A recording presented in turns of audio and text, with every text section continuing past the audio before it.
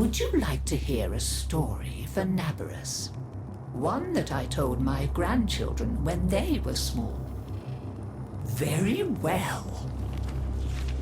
Long ago, in the Orokin days, a golden people lived in spoiled luxury. If a body wore out, why, they would take a new one as easily as plucking a maprico.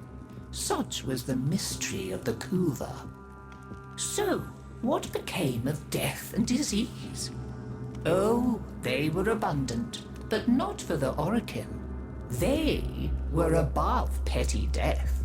Such was their contempt that they decreed a special day on which to make fun of it.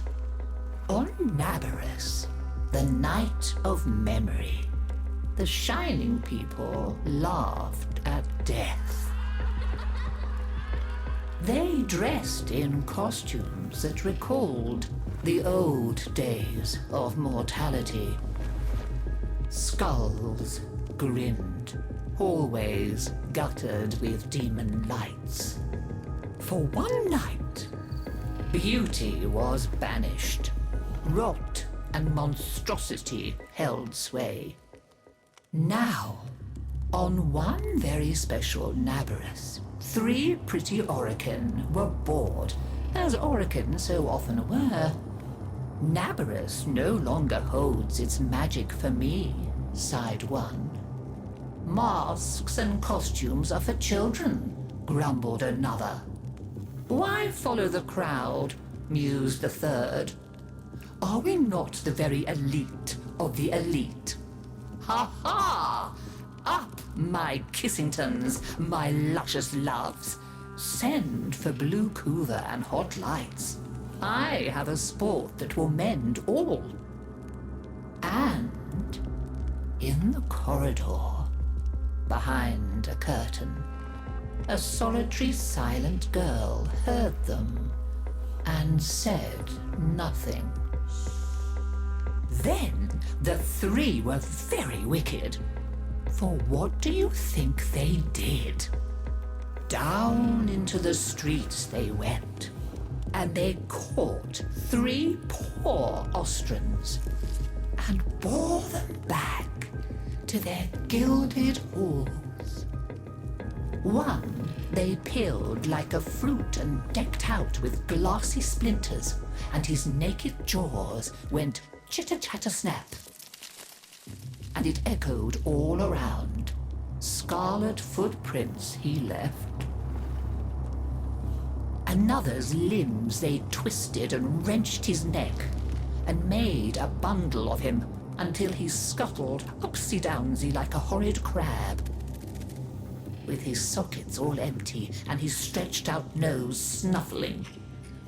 The third they pulled thin in hand and foot.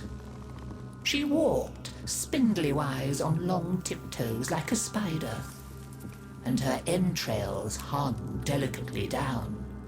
She whispered, split-tongued and hissing as she went.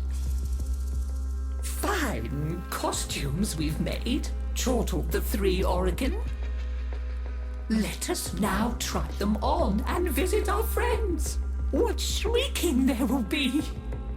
Oh, our names will live forever in the court for such a prank as this.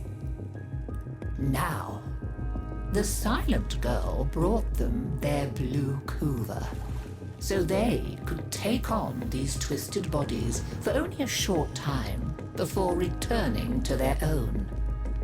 They drank and slept and woke in their 3 horrid forms. Off they went down the stairs, out the door, into the city, into the night of banners and masks and wild hilarity.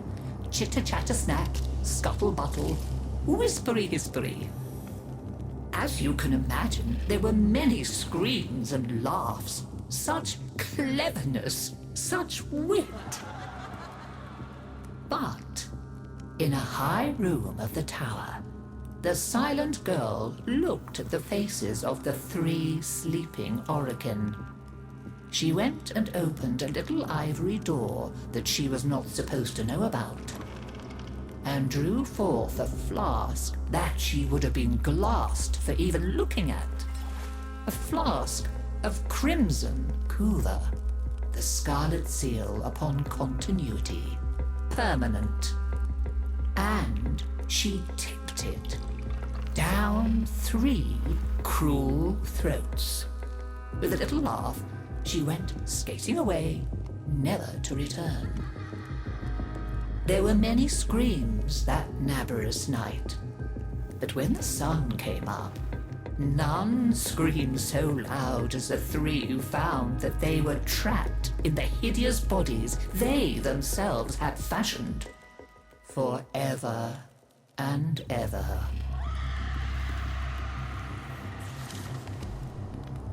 So, listen carefully, Tenno, and beware, for you may hear them coming tonight. Whispery-hispery on long stalking bones, scuttle-buttle with his eyes all empty, and skinless, dripping-handed, chitter-chatter-snap. Happy Naberus!